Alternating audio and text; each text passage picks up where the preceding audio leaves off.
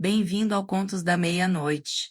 Aqui é a Fran. A partir de agora, o medo não pede licença. Apague as luzes, coloque os fones, feche os olhos e não olhe para trás. A história já começou. Antes de começar nosso relato, deixe aqui nos comentários de onde você está nos ouvindo. 1962. O doutor Oswaldo Campos havia chegado ao hospício de Santa Marta em março de 1962 como médico residente em psiquiatria, 28 anos, recém-formado pela Faculdade de Medicina da Bahia. Com as ideias reformistas que a geração do pós-guerra havia importado da Europa e que ainda não haviam chegado ao interior do Brasil com força suficiente para mudar o que precisava ser mudado. Santa Marta era um hospício do modelo velho, construído em 1908 em terreno doado pela igreja, financiado por uma combinação de verbas municipais e estaduais que variavam conforme a política local, administrado pelo Dr. Ramiro Pessoa, que estava ali desde 1939 e que havia desenvolvido, como todos que administram instituições assim por tempo suficiente e sem supervisão adequada, uma relação com os pacientes que não era bem médica e não era bem outra coisa. O hospício tinha 142 pacientes internados quando Oswaldo chegou.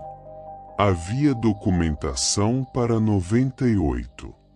Os 44 restantes não constavam em nenhum prontuário, não tinham ficha de admissão, não tinham diagnóstico registrado.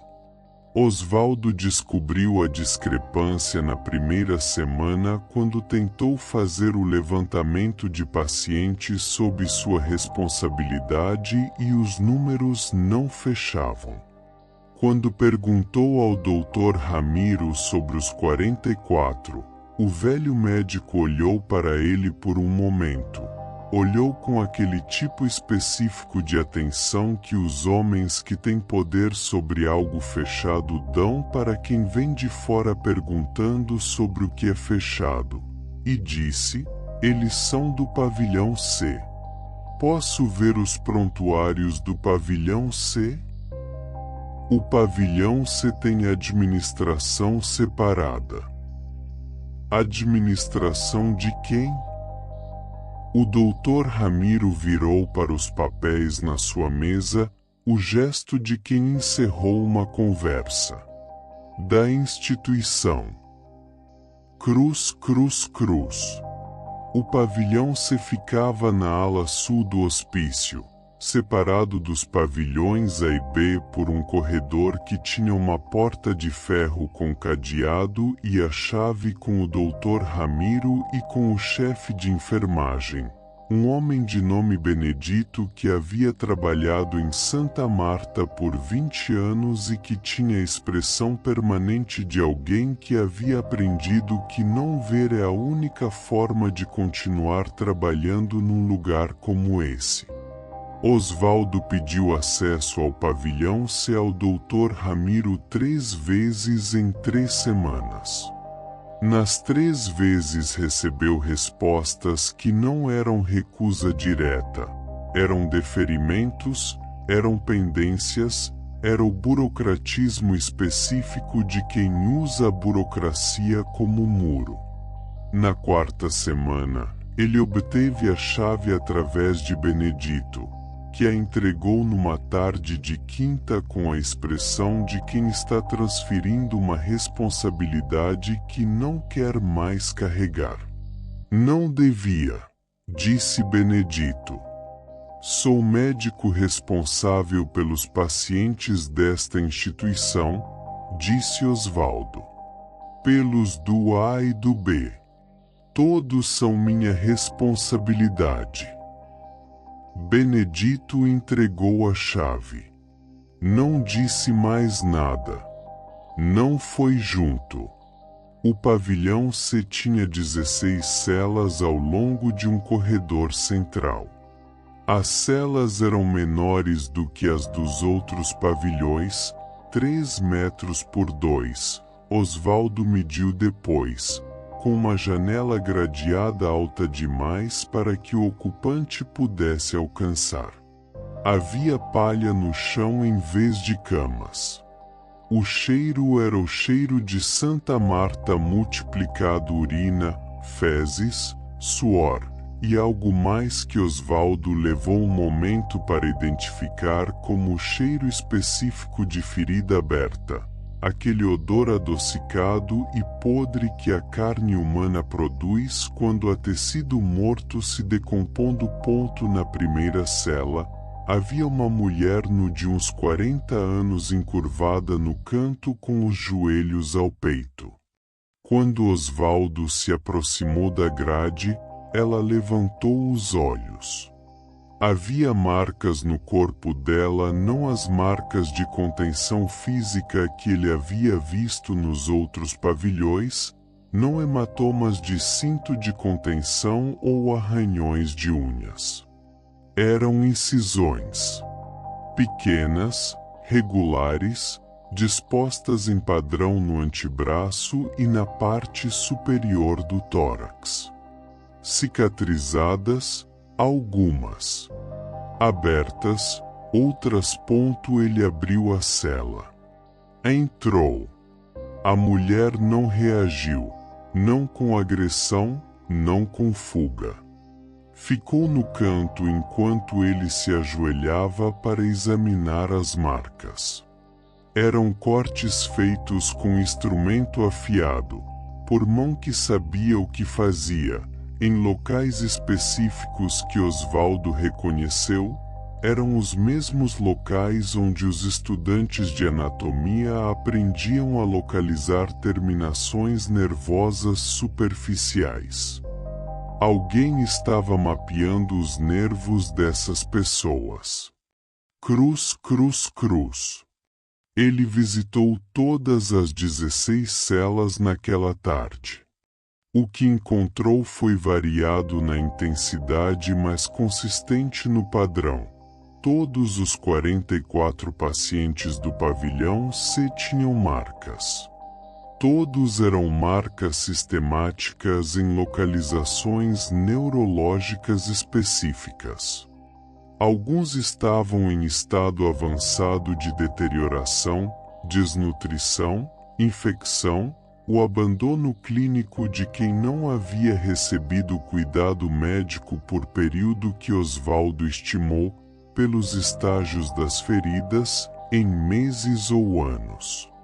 Havia 2 que não estavam em condições de responder a nenhum estímulo, não coma, não sedação, mas ausência, como se algo fundamental houvesse saído e deixado o corpo funcionando no mínimo necessário. Havia um prontuário, descobriu Osvaldo depois de procurar. Não nos arquivos gerais, no armário no próprio pavilhão C, fechado com outro cadeado, que ele arrombou com um bisturi e o cabo de uma maca. O prontuário era um caderno escolar de capa preta com anotações do Dr. Ramiro. Osvaldo reconheceu a letra, havia visto em documentos administrativos. As anotações cobriam, pela data da primeira entrada, os últimos 18 anos. Eram registros de procedimentos. Eram escritos com a linguagem clínica precisa de alguém que tinha formação médica séria, não experimentação amadora, mas metodologia rigorosa, hipóteses testadas, resultados anotados com a objetividade de quem considera que o que faz é ciência. O que o Dr. Ramiro estava fazendo era ciência. Era a ciência mais terrível que Oswaldo havia encontrado e que ele havia imaginado existir apenas nos relatos de experimentos nazistas que havia estudado na faculdade como exemplos do que nunca deveria acontecer novamente.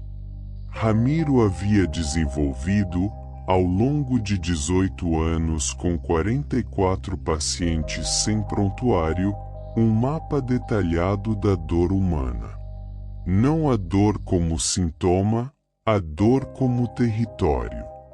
Havia identificado, através de estimulação sistemática de terminações nervosas específicas, hierarquias de resposta, thresholds, a forma como diferentes tipos de dor se combinavam e se amplificavam.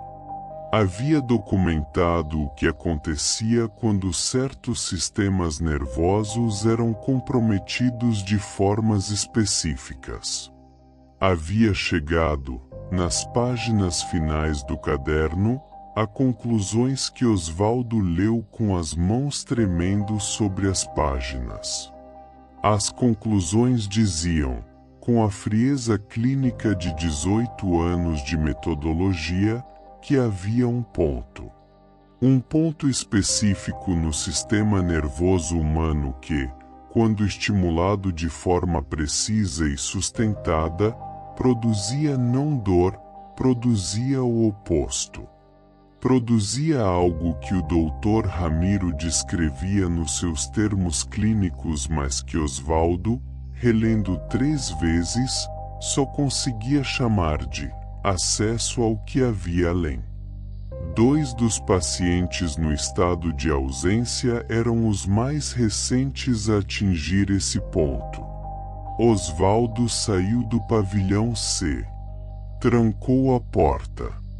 Foi ao escritório do Dr. Ramiro.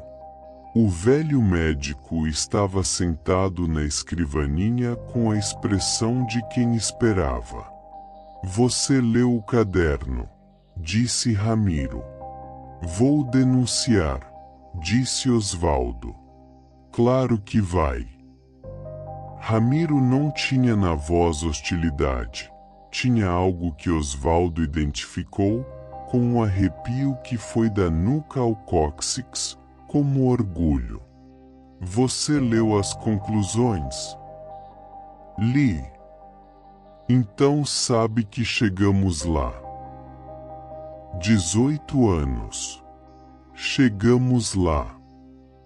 O velho médico olhou para Oswaldo com aquela atenção recíproca que era a pior de todas as variantes desse olhar. Você vai denunciar. Vão me prender. Vão fechar o pavilhão C. E o conhecimento vai ficar aqui. Ele bateu com o dedo na própria têmpora. Só aqui. Que diferença faz? Disse Oswaldo. Nenhuma para eles, disse Ramiro, indicando o pavilhão C com um gesto. Mas para você faz. Você leu o caderno. Você sabe o que é possível. Uma última pausa. A pergunta é, o que você vai fazer com o que sabe? Oswaldo denunciou. O Dr. Ramiro foi preso em abril de 1962.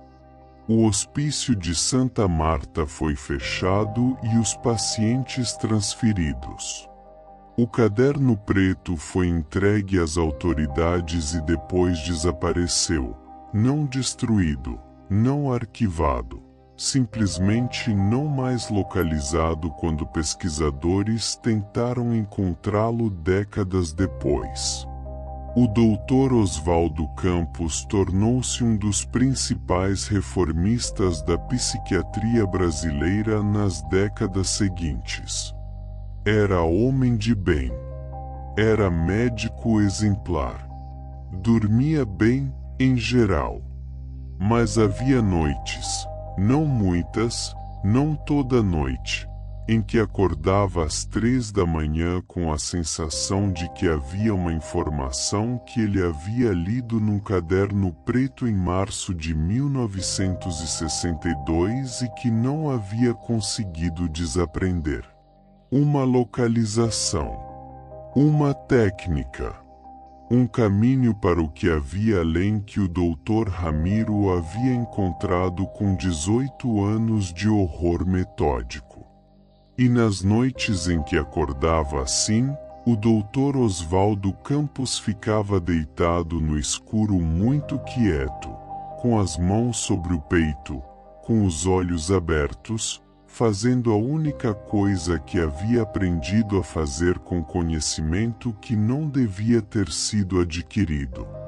Resistir. Só resistir. E esperar o amanhecer.